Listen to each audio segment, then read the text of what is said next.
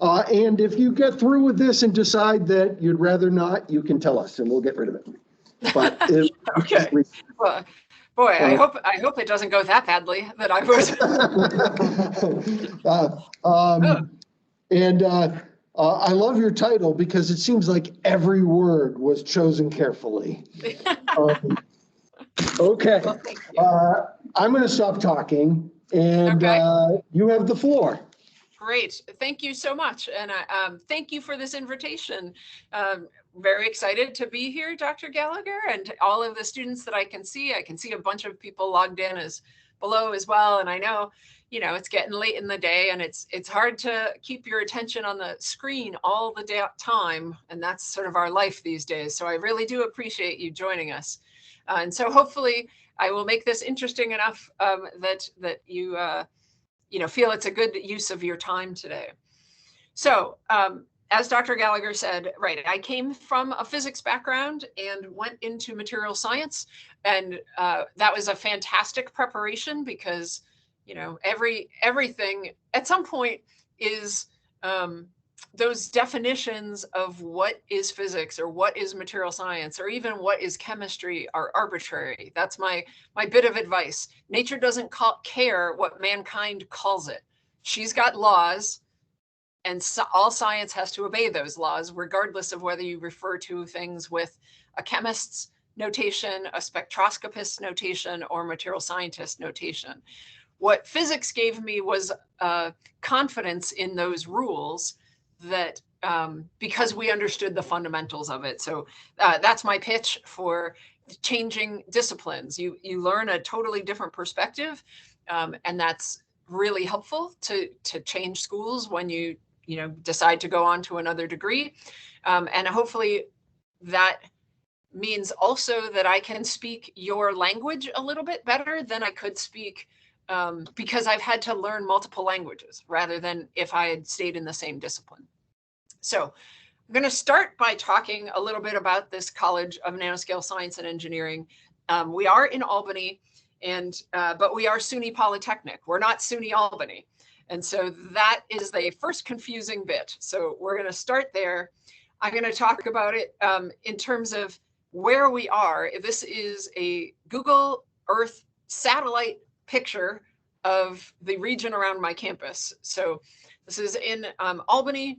And just to get you sort of oriented, if you have looked at a map of this, I've got the Northway running up the left side and I-90, which is the throughway, running quasi-horizontally along the top. Okay. So you've probably all heard of SUNY Albany, which is this massive, large thing here in the middle of this picture, shaded yellow. And the College of Nanoscale Science and Engineering is here, literally across the street from UAlbany. It is much, much smaller. And in fact, our students live in this little yellow portion with an asterisk on it.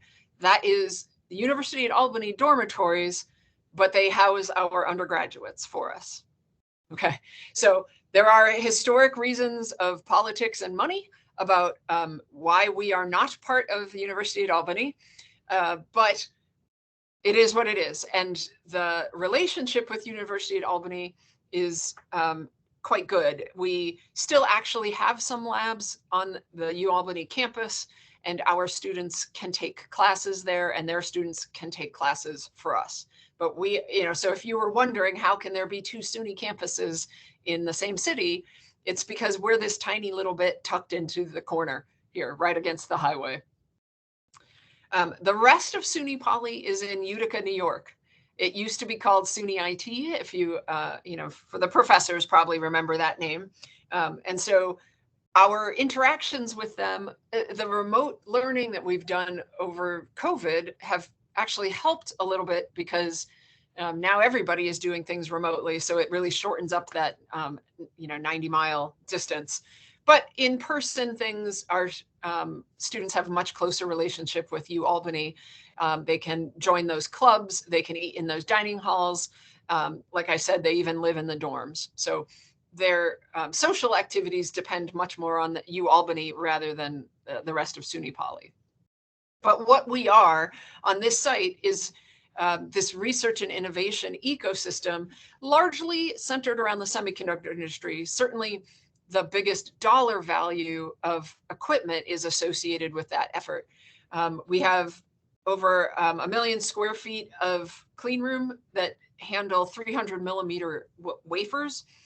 There are R&D jobs on site. We have industrial partners doing research on site, in addition to our degree programs.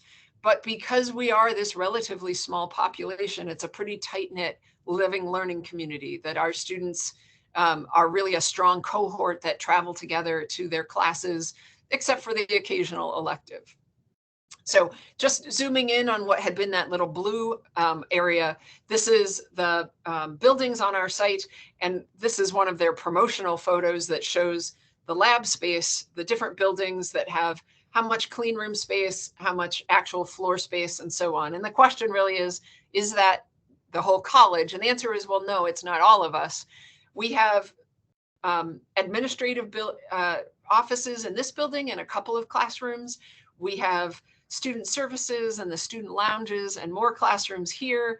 We have additional labs over here, and our student housing, that was the asterisk given by UAlbany down in the bottom of this photo. So the question is then, what is the rest of this space? If that is not all of it is not the college, it's taken up with these on-site strategic partnerships. So of the about 3,000 people on this site, only 500 are associated with Suny. The rest are associated with research entities, some of which are for-profit, like the logos you see here, IBM, GE, Global Foundries. You may have heard of some of these companies. And some of them are nonprofits, like New York Creates, which is a Suny entity that is running those clean rooms and really focused on the semiconductor industry.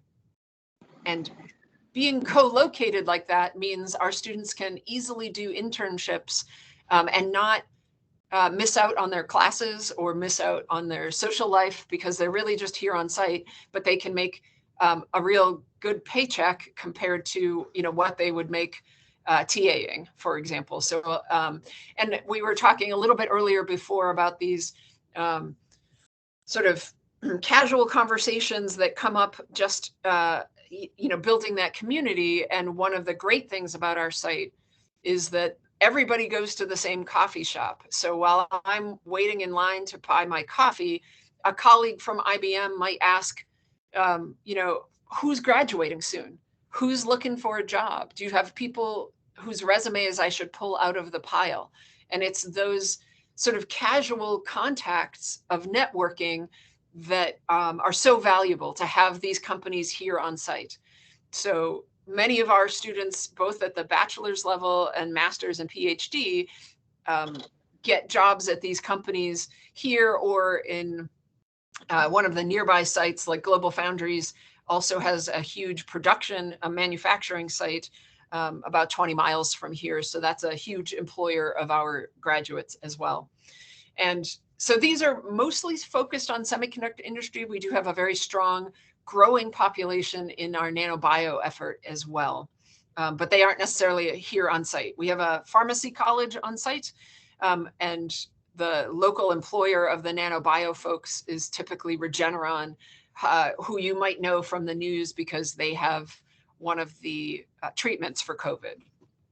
Okay, so that's sort of the getting everybody sort of contextualized of where I am and where I'm doing this research. And I'm going to talk about additive nanomanufacturing here on our site in a special context. But first, so I want to give you our roadmap here in 4 parts. So I'm going to talk about the nanostructures that I can grow by EBID, so that is electron beam induced deposition. And at room temperature, we can make these tiny spikes like the picture that just appeared. Unfortunately, we really only have a phenomenological growth model for this. We can predict that shape, but we don't necessarily know all the details. So I'll get into its limitations as well. But then I'm going to bring in the cryo piece to show you how we can get better growth rates, switch the morphologies of the surfaces that we can create, and show you some freestanding and suspended structures, and then some recent work on the mechanical properties of these materials and our outlook for future applications. So in the beginning, the world was non-planar. We had goblets, that we drank out of that were inherently three-dimensional, or I have some other examples here of like tongs to use to pick up things. I have coiled springs, and then a couple of semiconductor examples with discrete components where these are supported on a board, but the individual capacitors and inductors and so on are large, and you could pick them up certainly with a pair of tweezers and solder them onto this support board.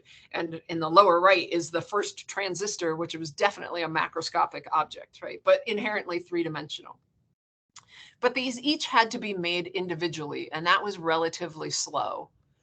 So planar processing enabled parallel processing. So if I was making a bunch of wires surrounded by insulator, I could start with, on the left, this process flow. So deposit a blanket film of the dielectric that I wanted for my insulator, etch some patterns into it by what's known as lithography, which is a picture shown on the right, where you have a mask that acts as a stencil. You shine some light source through it, and using lenses, get it demagnified to make a miniature version on one portion of a silicon wafer. Then you move the wafer over into the next square and produce the same pattern over and over and over again. And so you could create several copies of this in rapid succession, and then fill in those patterns. Once you've etched them, fill them in with the wires that you wanted, and now they're all surrounded by insulator and so on. So this sort of step and print allowed us to go pretty quickly, but they had to be planarized in between each of these steps, because if you're projecting a design through this mask, it better land on some flat surface. Any topography that you have there is going to distort the pattern that you're trying to transfer. But when we do it right, we can build chips. So this is actually relatively old level drawing. If I cross-section through a chip, right, the active layer that's got all the transistors and so on is called the front end down at the bottom. And then the back end, those wiring levels in this drawing was about 15. Now we're probably closer to 30 layers of just the wiring that are delivering current and voltage, but also dissipating heat and distributing clock so that everybody stays synchronized and so on. That's a huge portion of what is making up the chip itself, is these layers, and you've got to have them lined up layer by layer by layer. So this planarization is really important, so that, if you think about building an apartment complex, you want all the bathrooms to line up so that the plumbing can go in a straight line from bottom to top. You don't want to have to, jigger from floor to floor, have that conduit having to take turns all the time to catch up and line up from one set of apartments to the next. So making these huge stacks of what are called wires and vias, the distinction simply being that the wire is horizontal and the via is vertical through that layer. But having them all line up so that when it comes to the outside world, you can actually make a contact with it with a solder ball, right? Having that all lined up down to the front end devices that are, a fraction of the size of the flu virus. So flu virus is about 100 nanometers across. So these transistors currently are 1/10 of that. So you can imagine how skinny those wires have to be. So it's really a boon for the semiconductor industry. That's really what has enabled massive growth of that industry. We now carry how many devices that have chips in them. But many nanoscale applications outside of that would really benefit from a more flexible geometry. So for example, a net where I could collect biological samples, like those are red blood cells in this physical net that have collected them out of a fluid stream. I don't think they actually put it into some human, right? It wasn't in their bloodstream, but they were fishing cells out of a fluid flow. Or let's say you have an individual carbon nanotube and you want to make electrical contacts to it. You can't get in there with your 4-point probe. You can't get in there with alligator clips, right? You need to bring your electrodes in on the nano level. And so we would really like to be able to make some contact in a flexible way, not in some predetermined pattern the way a computer chip would. So additive manufacturing of metals strive to satisfy that need. There's a variety of sort of flavors of it, and this is taken from a paper, a review paper a few years ago by some of my Swiss collaborators that sort of compared all of the possible techniques that are currently out there for making metal nanostructures with additive manufacturing. So in the top row, you have metal transfer. So either starting with an ink where you have nanoparticles, so you're direct writing a metal ink, or you have particles in some sort of fluid that you then burn off to make a bind, that as a binder, holding those nanoparticles together. Or maybe you have a bed of nanoparticles and you use a laser to locally melt them. Or you can actually drop liquid droplets of metal and try and move your stage around to get some building of a three-dimensional structure. Those are sort of the physical processes. You can also do it by chemical reduction. So start either with like an electrolyte and do electroplating. So have some sort of chemical reaction occurring at the substrate. You can have it actually, have some electrolyte in there that you're reducing something as you dispense it, or again, using a laser to do some of that chemistry for you. Or you can do the dissociation of a metal gaseous precursor, which is over here in the bottom right, which is EBID. So that's really what I'm going to focus on. I'll compare a little bit to these other techniques, but I want to talk more about how we're dissociating these with an electron beam. So from my very physicsy feeling about chemistry, as far as I know, chemistry is about moving electrons around, but we physicists have other ways of moving electrons around than just bringing in other chemicals, right? So we're going to make a beam out of our electrons and push that beam around with a voltage. So beam-induced deposition gives us not only site-specific, but non-planar alternative. So this is typically done in like a scanning electron microscope. So I've got a substrate and I'm bringing in a gas. So typically this is a metal organic, a carbonyl, or a fluoride. These are typically used for chemical vapor deposition. So they have some reasonable vapor pressure at room temperature or slightly elevated temperatures.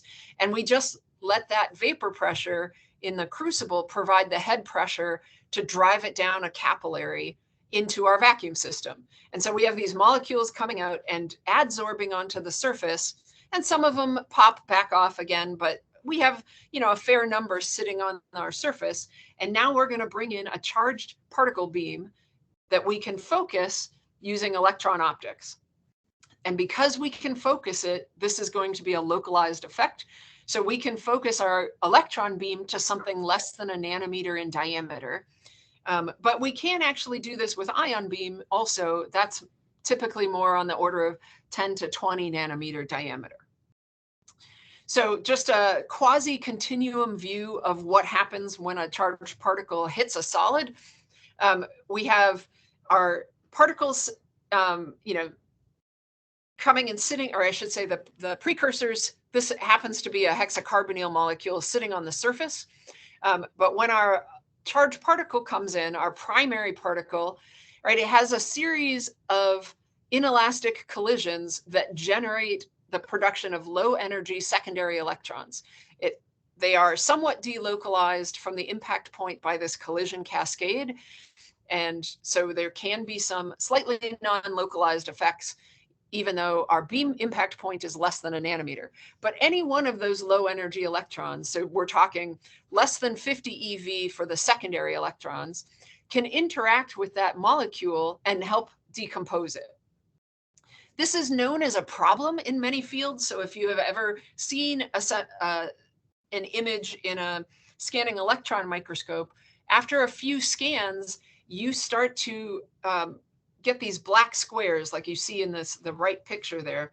And it's called contamination in that field. It's the hydrocarbons that are in your vacuum system. So they didn't all get pumped out. There's some hydrocarbons still on the surface. And any place this electron beam hits them, it will cross-link those into a nice sticky coating of carbon polymer sitting there. And it causes problems in other fields, like in lithography. It will cause the shrinkage of photoresists, for example, or contamination of other things in any vacuum system that has either photons or electrons. You're going to get secondary electrons generated. And those secondary electrons are the kind that can interact with all kinds of molecules. They just have energies that are comparable, and those electrons are moving slow enough to interact with the adsorbed molecules. So even though many places consider it a problem, we can use that for nanotechnology. That delocalization, that traveling a few nanometers to maybe half a micron away, can be used to draw 3D structures, because we get some of these secondary electrons that come from the cascade. Those are the ones that are marked SE2s. They can come out of the side of an object and do chemistry over there as well. So we can grow pillars sideways from a support. We aren't limited just to the top surface. And so we can make continuous features as long as we move our primary electron beam over slowly. And so our primary beam is very narrow, but we are generating secondaries coming out of all sides of this and sort of this green shaded region. And so we can grow a self-supporting bridge as it sticks out, as long as we advance the beam slowly. And in a scanning electron microscope, you can put in a beam steering package to do arbitrary shapes. So we can, in fact, build a tiny nano, or at least micro, wine goblet on the surface of a human hair. That's the picture on this left, the human hair and this tiny wine glass. We can steer the beam in a spiral and make a spring. We can do a more complicated design and actually make micro grippers like mini forceps. And we can make individual freestanding circuit elements, just like we had in our non-planar world to begin with. But the process is still relatively slow, a serial process. Currently, a wide range of materials have been attempted. So highlighted here are just a collection from the literature. The ones that are achieving fairly good purity are indicated in green, so better than 60% or more purity indicated here. We also get some compounds being studied, so gallium arsenide, gallium nitride, and some of the oxides. But when it's not pure, what is left in there is fragments from the precursor. So we typically get small nanoparticles of the pure metal surrounded by a carbonaceous matrix that is not crystalline. It's reaction byproducts, but can also include some of those hydrocarbons from the vacuum chamber. And so, as I mentioned, we don't have a fundamental, first principles understanding of all the interactions that are going on because of the complicated nature of these molecules and their decay pathways. But we do have a phenomenological model for this process. So our growth rate is going to depend on the number density of adsorbed molecules, and then the integral of all of the energies available, all the electron energies from 0 up to the primary beam energy.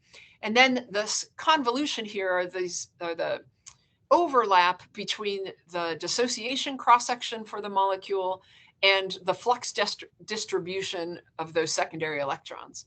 And so then we can look at how this adsorbate number changes with time as a function of adsorption on the surface, surface diffusion, desorption, and decomposition. And so even though we can write that equation, it's figuring out what these quantities actually look like, or what these functions actually look like, that are very challenging. There's really too many simultaneously unknowns in a typical SEM. In particular, the actual shape of these interaction cross-sections and the energy flux distribution are pretty challenging. So we're going to start there. These dissociation probabilities are molecule dependent and energy dependent. So the likelihood that a molecule undergoes a dissociation is the probability that an interaction leads to deposition. That's our sigma, that is our cross section. And the energy flux available from appropriate electrons. That's this F, this function as a, and that fraction as a function of distance from the R equals 0 is the impact point, and then as a function of energy. So we know these cross sections for some fairly simple molecules like the hexacarbonyls. So we've got the deposition cross section on the left. That's these blue experimental data points. The secondary electron yield of tungsten hexachloride or hexacarbonyl, excuse me, is the red curve simulation here on the right-hand axis. And then we need to multiply that through the electron flux coming as a function of distance from the beam impact point. So we have the primary beam pretty much at the center within a few nanometers. We then have the SE1s that are coming from direct interactions with that primary beam, and then the cascade that comes out is this dashed line, which actually dominates the total. You really only see the separation for the backscattered electrons and their SE2s very close to the impact point. But overall, it is dominated at large distances by that cascade. But it predicts the shape of these things fairly well. So this is a tilted SEM view of grown pillars where the beam is just sitting in one point and we're just feeding more and more material and can grow those pillars. Okay. The second problem is we don't really know the gas flux at the surface. It's not a well-controlled thing. Although you can buy a gas injection system on your SEM or on your focused ion beam microscope, there is no mass flow controller. There is no pressure gauge really locally. You have the overall pressure gauge for your vacuum system, but you don't know what the local flux is. So this capillary-based gas injection system relies on the differential in the pressure between the crucible and your vacuum system. And so there's just this flux towards the surface, and it is somewhat directional. And so there is some difference in the local arrival rate, that is the flux of the molecules on the surface. And so if you did a series of depositions radiating out from the nominal center of that beam impact point, you actually see different growth rates. As you can see on the right-hand series of images, that the closer you are to the needle, the gas injection needle, the thicker your growth is versus the rays of that were away from the gas flux. So there's this inhomogeneous gas delivery, and we don't know what it is, right? We know what this large chamber is because we know we haven't blown our vacuum system, but we don't. It could be relatively high right at the mouth of that nozzle. So one way people have looked at trying to at least have a known pressure is to use what's known as an environmental SEM. So this is a scanning electron microscope that has differential pumping of the electron column. So that's still in high vacuum, where the chamber can have some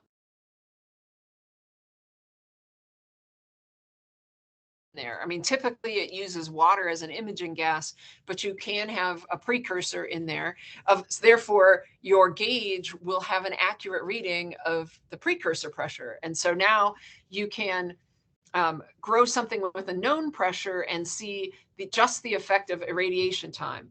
And what it turns out, not only does it grow taller, but the particles have larger crystallites. So this series of images on the right are transmission electron microscope images, and the inset is the electron diffraction pattern. So as those rings in the diffraction pattern get crisper, that tells you that you have larger and larger crystallites as they become more well-defined. In some of these images, you can even see the crystalline lattice appearing in the image as well. But most experiments are working in a precursor-starved regime. They have more electrons available to have done is to use a condensed precursor rather than waiting on the arrival rate of a gaseous precursor. So we freeze or cool our substrate in a liquid nitrogen based holder. And so the substrate is cooled to about minus 155 C. It's not exactly at liquid nitrogen temperatures due to some losses in the system, but it's cold enough that when the precursor gas comes in, it condenses on the surface. So the image you see on the right is just the surface of that condensed gas. Then we turn off or close the valve to the gas chamber and turn on our electron beam. And so now we use the electron beam to expose certain regions that you can maybe start to see the outlines of in the SEM image on the right. But really the magic happens when we warm the substrate up. Since this precursor is gaseous at room temperature, if we let the substrate come back to heat to room temperature, we are left with the irradiated areas and the rest of it just gets pumped away by the vacuum system. So we can, this is our dual beam system. It's just a, camera or phone picture on the left that shows some of the hardware for it. That's got the gas injection systems. These black things hanging off are the crucibles of the different chemistries that we can use. And then inside, this is with our custom cold stage hooked up. So we bring in liquid nitrogen piping and cool the stage that has a big brass chuck that is doing our conduction for us. So it's not flowing nitrogen in our chamber. And then our sample sits right in the midst of that brass block to get cooled down. So we can, with this, then demonstrate, much higher growth rate enhancements reported. So 10x had been reported previous to us, and now we've got 3 orders of magnitude faster deposition rates. I'm going to talk about the morphological control and 3-dimensional structures and the potential for low energy deposition. So starting to play with some of the other parameters available to us. But what we lose in that is some compositional control, because our stage is cryopumping the SEM chamber. So any hydrocarbons left in the chamber are definitely going to get incorporated into our deposits. And our resolution, we don't really have the 1 nanometer resolution that room temperature EBID has. So the volumetric growth rate, if this is on the left-hand side, a typical room temperature deposit takes about, say, 5 minutes to deposit something that's 400 nanometers thick, and it's 2 by 2 microns on a side. With the cryo system, in 30 seconds, we can get a comparable thickness, but make something that is 10 times wider and 10 times taller, or length and width, right? So we have sped that up, which says we now might be able to have some reasonable time scale for making our depositions. And we can get 3 different distinct surface morphologies after reheating, depending on how long we irradiated that area. So very quick irradiation, we get a mesh. Medium exposure times, we get a nice smooth surface, and then it roughens at longer deposition times. And again, long being 60 seconds. So we can see all of them in a single mag out. That is, we just image in a small area and then change the magnification as the electron beam is scanning, so that we irradiate each successive area. The part in the center has been irradiated multiple times now, whereas the edge has only had a brief one. So in this single deposition, we can see that happening and reduce any of the other variables of, is it because of the cycling? Is it because of something different about this location on your substrate, et cetera? So all in one. And you can see sort of the outcome of that. So we have got these three different domains, the mesh, the smooth, and then the rough in the center where it had the most irradiation. But changing the magnification this way changed both the flux and the fluence at the same time. So why we care, right? The electron flux is time dependent so that local heating it could just be a consequence, the structure that we're seeing, it could be just a consequence of local heating if it didn't have enough time to relax and radiate that heat out. Whereas if it's a fluence effect, that's a cumulative effect that suggests what matters is the deposited energy density. So we did a series of depositions correcting for that. So in each of these rows, we simply did increasing flux, and in each of the vertical columns are increasing fluence. Okay, so in each row, we had constant fluence. We had to compensate so that with irradiation time, so they all had the same fluence, but increasing flux. Whereas in the vertical columns, you can compare increasing fluence, but constant flux. Okay, and what we found was when we zoomed in and looked at them, that within a row that is for a given fluence value, we got a single surface outcome, a single roughness effect, regardless of fluence. Okay, and so, or excuse me, regardless of flux. We're relatively insensitive to the electron flux, but far more sensitive to the electron fluence. So it's not a time-dependent effect like heating. We think it is therefore deposited energy density. And this is the underlying physics that's going to allow us to do some engineering. Understanding that deposited energy density means now we can start to play with those parameters to build some interesting structures.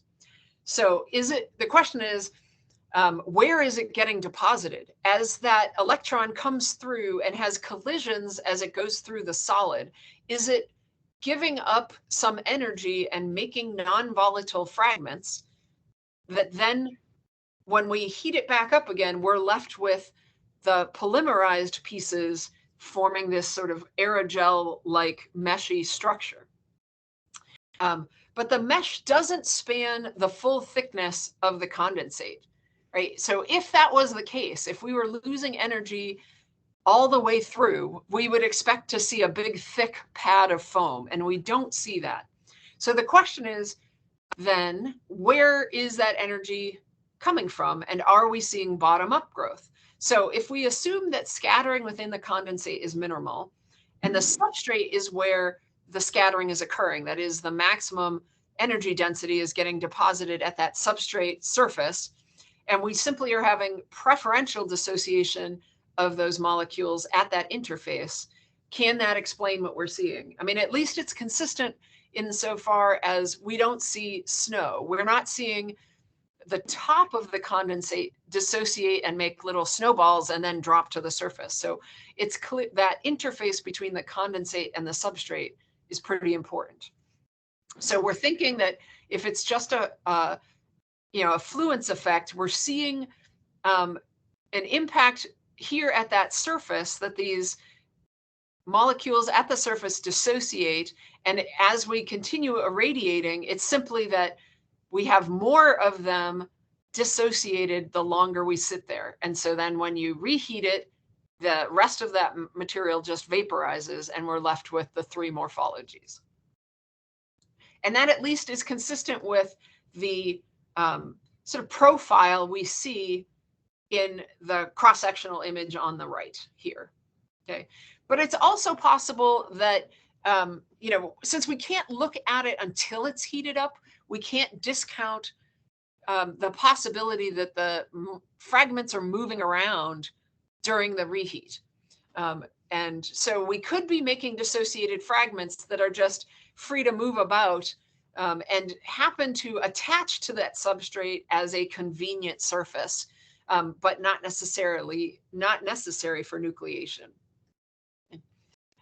So to test that, we simulated our energy density with thick and thin substrates. Or thick and thin layers of that precursor.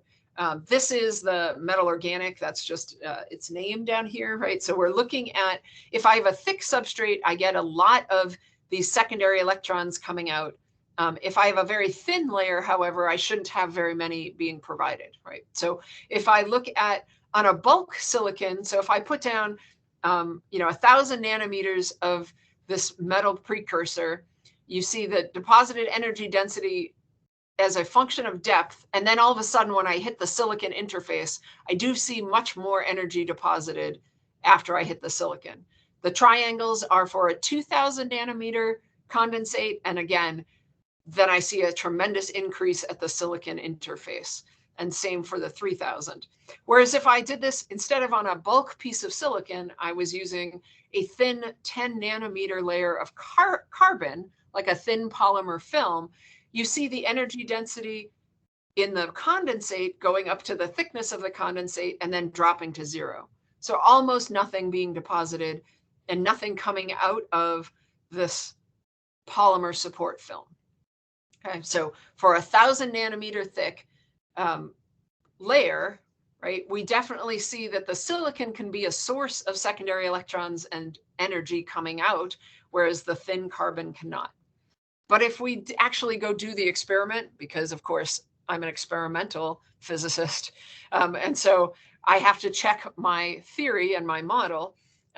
And so I do this deposition on a thin polymer film here. So there's holes here, and then I see this is about a 10 nanometer thick carbon film. I still see that morphology switching even on this thin substrate. So I have a mesh here, I have a smooth deposition here, even though I shouldn't be getting any secondary electrons from that thin carbon film. So the condensate is probably the more significant source of scattering and therefore of the secondary electrons. And so our next test then is by varying the thickness of the condensate and the energy of our primary beam, can we control how much of that condensate we expose? And so if I look at different energies for my primary electron beam, you see it goes not nearly the depth at which the energy gets deposited scales with the energy of my primary beam. Okay, so what we're going to do is start with our substrate, deposit our precursor, expose a couple of layers, then put a second layer of precursor down without warming up, and then do a second irradiation on top of it. Then when I warm it up, those light blue areas go away and I should have a 3-dimensional stack. And that's exactly what we did see. And we can get these, if I cut into it, it is definitely got an air gap underneath. So we now know that it is simply that energy being deposited in the condensate. This tablet on top didn't have any contact with the underlying silicon, and yet it deposited and it made a complete bridge. And so you can see some other, we can control that thickness and that layer underneath as well, unless we miss. This is, we didn't get things lined up layer to layer. And so this one didn't bridge the underlying 2 pillars there. But they are truly freestanding little tablets then. Our more sophisticated approach was to do this all in a single layer of condensate, but just modulate the energy of our beam so we can make a high energy pillar that gets all the way down and connected to the substrate, and a low energy layer that will be suspended. And sure enough, we can do that, and we can make these relatively thin layers. Here in this case was 650. That was a 5 keV irradiation for that suspended bridge, and you see an air gap underneath it. And that thickness scales with the penetration range of that beam as told to us by our simulations. So matches pretty well. So you see here the cap thickness for 15 keV, 10, 5, and you can do stacks of these now and have arbitrarily complex structures with these multiple depositions. So we've made this sort of egg crate looking thing. If you cross section it, you can see, sure enough, the pillars do go all the way to the substrate, and we do really have these suspended caps that are unsupported. And so for additive nano manufacturing, EBIT offers excellent shape control. So this is a comparison back to the other kinds. So the direct ink writing the electroplating, the electrophoretic, the laser version, etc., and the different shapes that they are trying to make with the different techniques, and color indicating whether it's been demonstrated or it's probably going to be very difficult to demonstrate. And so focused EBID and focused ion beam induced deposition does great on all the shapes. On the right, you see a comparison of minimum feature size and the speed with which things can get deposited. So traditional EBID is way down in the lower left corner. It's got really fantastic precision for placement and small dimensions, but that means it's incredibly slow. So cryo EBID gets us up here to much faster, with still staying on the same order of magnitude in terms of minimum feature sizes. But looking good isn't the whole story.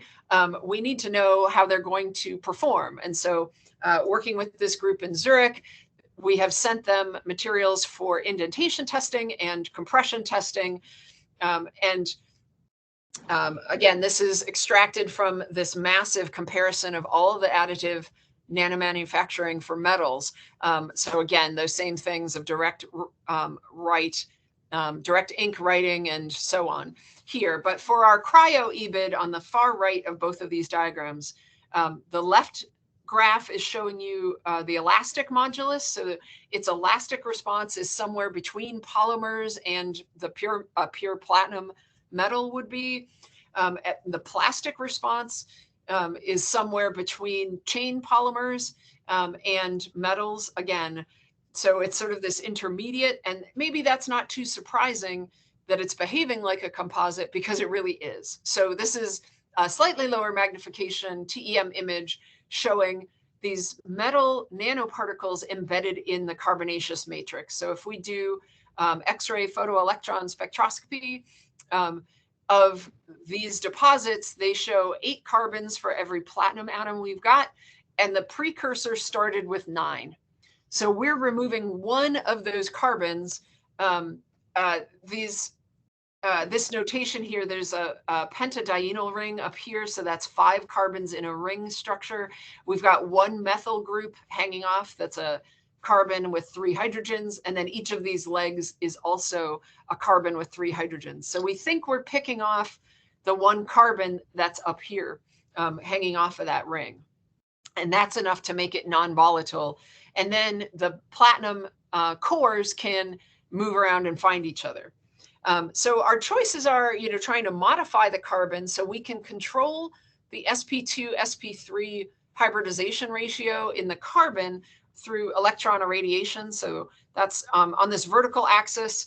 And so that's these triangles in here. As a function of our beam energy, we can change that ratio to try and make this material more diamond-like and less graphite-like. Or we can try and purify it either by annealing in oxygen or use an oxidizer during deposition, although that typically gets us metal oxide nanoparticles. Or there are a couple of groups working on precursors by design. We have traditionally used the precursors that were designed for thermal deposition in a CVD reactor. They weren't designed for interactions with electrons. So there's these two groups that are really working on that angle. But maybe we want to keep some of that depending on the engineering that we want to do with it. So a typical proton exchange membrane for a fuel cell is platinum nanoparticles on a carbon matrix in some sort of electrolyte.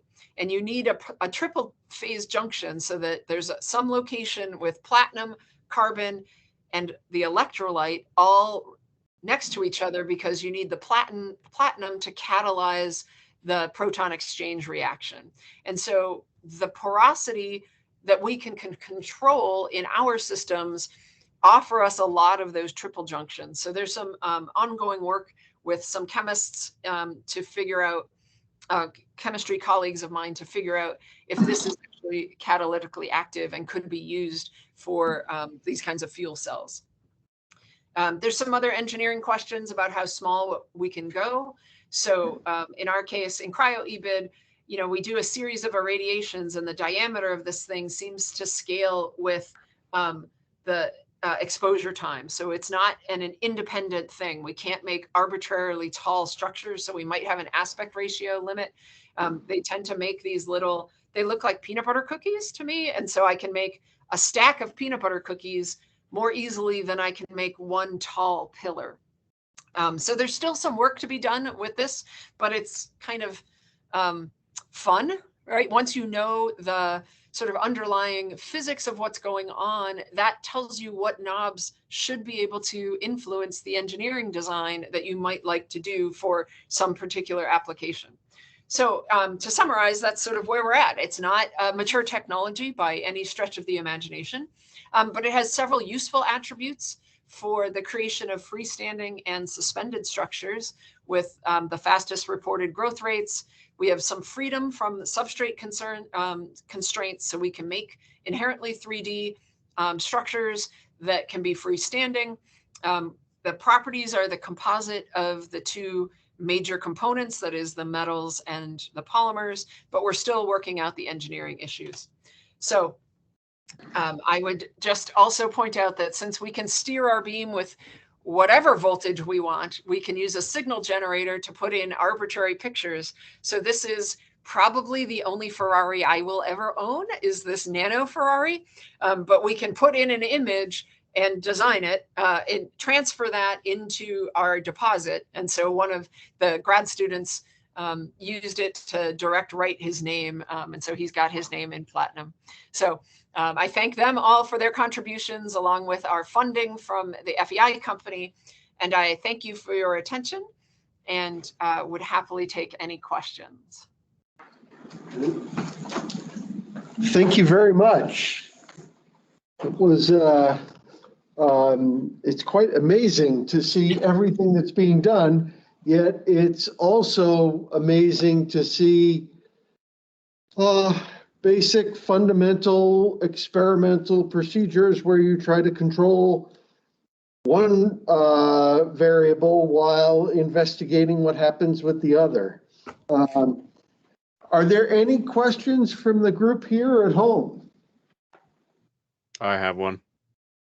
Okay, I hear you. Oh, okay. Yep. So, just a quick question about earlier in the slideshow, there was like purity of metals and stuff like that. So I'm wondering what metal or element is like most promising to like the future of what you're doing? Like what do you find the most promising?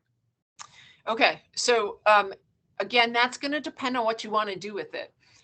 The main advantage to platinum is that, and why there's thousands of publications on it by this point, is that it's commercially available, loaded by the microscope company, and so it's easy to work with.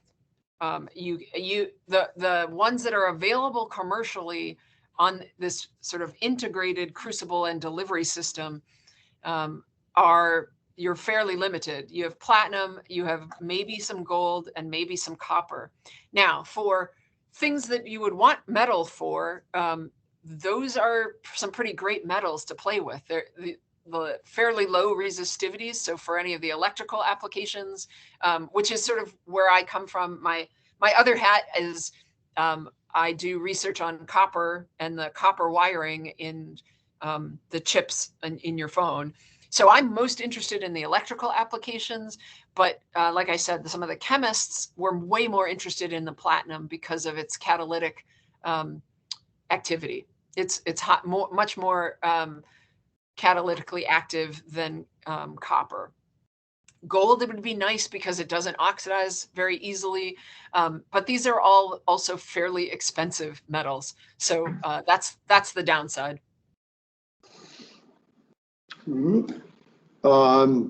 Thank you, Andrew. Do we have other questions? So I was wondering, I'm actually sort of rethinking this because I may have missed some of it. As the primary beam comes in, You had a figure a little while back that had depth versus, what was the horizontal? Probably the primary beam energy, so that the beam energy of the incident electron beam. Yep. Okay, and they look like they were scaling a linear relationship between them. Yeah, yeah. And that is one of the limitations of our model, is that we don't know that very well. We're sort of using this continuous slowing down approximation and assuming that those incoming electrons are just having a series of inelastic events and giving up small sips of energy and momentum to the surrounding material that then oscillates and coalesces and at some point ejects an electron from the surface. That material scientists would call that a secondary electron. But trying to really model that with block waves in that surface, for example, nobody is doing that. We would love to have that done, but we don't really understand that real well. And it seems like but the secondary electron population was coming mainly from the precursor that was on top of the surface. Is that true? Yes. Yep. And is that a primary driver of the resolution of some of the shapes that you're creating? Yes. I didn't talk too much about that, but that is really what's limiting the resolution, because once it enters this bulk substrate, some of those secondary electrons can emerge 500 nanometers away or even further. And so we would have to really start doing a lot more work on those, like a thin carbon membrane, in order to push our resolution down to, the 10 or single nanometers for this, right? Because it is really that substrate generating a huge cascade of secondary electrons. The silicon just generates so many more electrons, secondaries, than the precursor itself. So what I wonder is, so controlling those secondaries would be a big thing. Yes, yes, right. And I partially wonder whether you could control them with a voltage, right? Press them, and but you don't want to mess up your beam either. So you would have to do some pulsing control. Have there been pulse depositions? Is that a field? I don't think anybody has tried that because, but there's no fundamental physics reason not to. You're exactly right that this could be done. And actually, you won't have to do it pulsing, because your incident beam is on the order of kilo EV, and the secondary electrons are 50 EV or below. And so you really only need a small voltage. It's not going to push your beam around that's got thousands of volts behind it when you're just putting 50 or 20 volts. And probably the easiest way to do that is to bias your stage.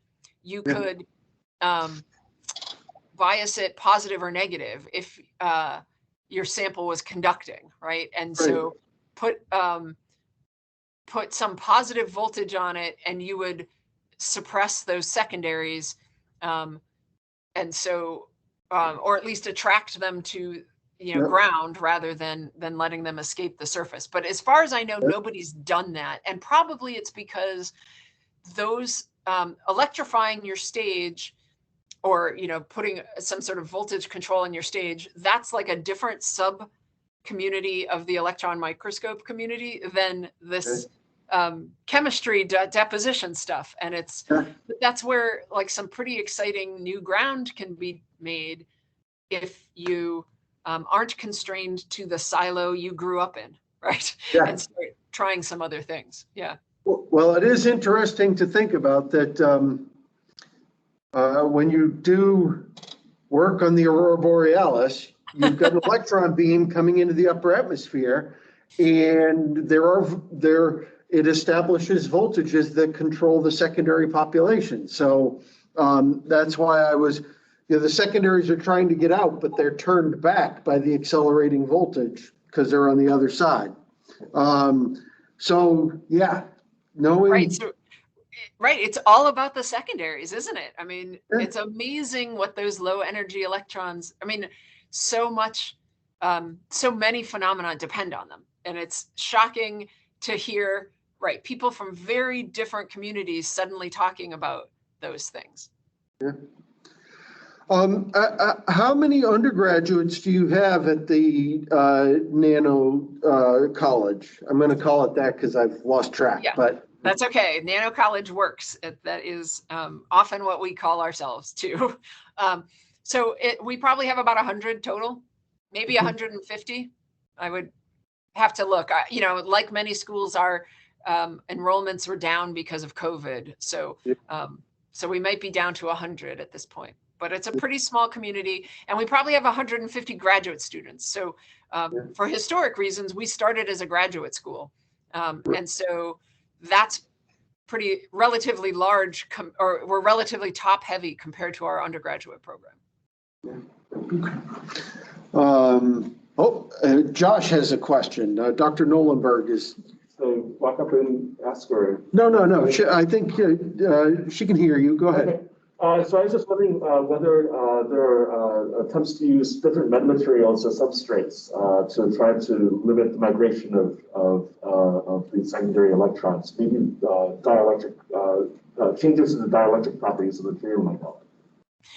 Yeah, there have been a few. I mean, silicon has the distinct advantage for me that I have a lot of it sitting around because I work here in a facility where we have so many that, we have for outreach activities, like we have, middle school kids come in and we give away chunks of these wafers as, swag, right? Because we have a lot of excess of them, but also they're incredibly smooth surfaces. So we don't have to worry about any topography.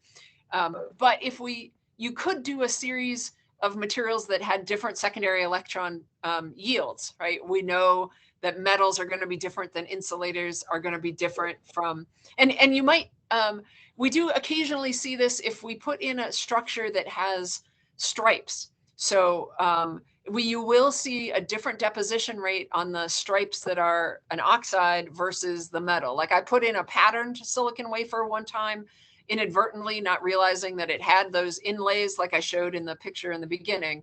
And on the metal portion of the inlay, the deposition rate was markedly different than on the insulating portion of it. So we know there is an impact, but deconvolving the chance of the local charging, right? Because the insulator is now isolated and floating versus the fact that generally insulators, are pretty good secondary electron generators as well. The electrons, figuring it, but it's orientation dependent in the metal. There's a lot of complicating factors, but people would, really be interested. But silicon was as much about some experimental conveniences like the smoothness of the surface and well studied, just given where I work.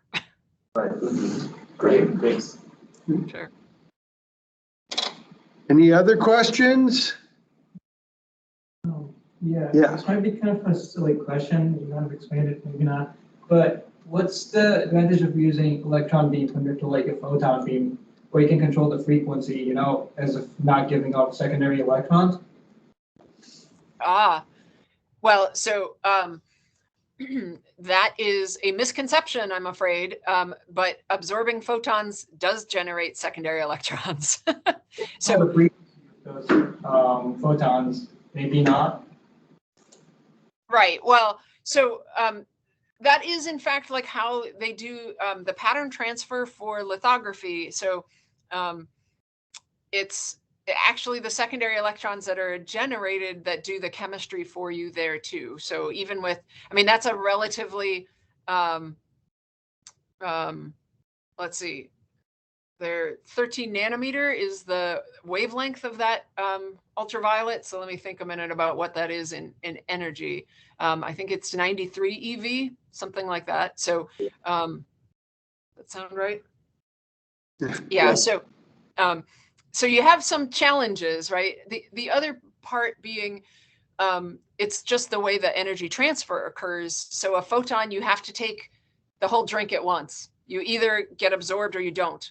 And our electrons give us, we have a relatively high energy beam, and we can take tiny sips of that energy the whole way through, right? So we can take off almost arbitrary amounts of energy, arbitrarily small amounts of energy. And the bonds are a couple of EV, right? A bond in one of these metals, metal organics, you know, something like 2 EV bond strength. So the 1000 EV electron beam does not interact with that chemical, with that metal organic on the surface whatsoever. It is traveling way too fast to get captured. The capture cross section is just minuscule. So yeah, so the photon absorption thing, the fact that it's all or nothing, and you would really have to try and tune that energy pretty precisely, but we don't really even know what energy we're looking for to break which bond, right? We're really, honestly, the technique is still fairly crude in terms of the chemistry that we're doing, so, and our knowledge about it. There are questions? One more for me. Sure. The liquid, you use liquid nitrogen. Yep. What if we were to use liquid helium to go down to lower temperatures? Would you get any improvement there, or is the liquid nitrogen enough to get the condensate that you want? Well, the liquid nitrogen is enough, but I don't know whether if we think that there's actually some diffusion of these fragments after we've made the fragments, then going to an even colder temperature might shut that down and give us a better resolution. If the molecules aren't allowed to move around, and we don't really know what that does to any of these other interactions. Although it doesn't seem to be flux dependent, so it's not heat dependent per se, but it would be interesting to see if we could shut down the any of the kinetics that are going on by going to a colder temperature. I haven't tried that though. That's an interesting idea. Thanks. It would cost a lot. Yeah. Any other questions? Well, I want to thank you so much for joining us. It was wonderful to have you here. Wonderful for you to visit. No, it's it is an interesting thought. COVID has stopped us from being together, and that's negative. On the other hand, it allows us to have seminars from people in Albany or San Diego, which was an earlier one, and that's actually really cool.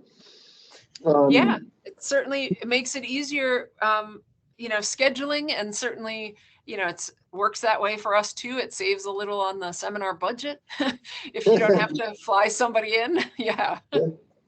That's true. Since ours is zero, that's really good.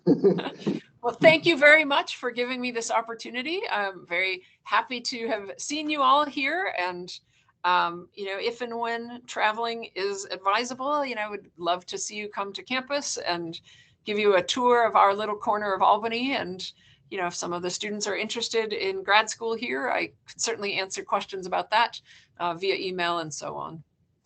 Well, thank you. That was wonderful. And actually, we really appreciate the overview of the Nano College. And you guys do a lot of outreach up there too. Yeah, we do. We do. We love it. Yeah. Good. Yeah. We're strong in that here also. So I think it's one of the things we do very well. All right. Thank you so much. Thank you. Thank you. Have a wonderful evening. Yeah. Yeah.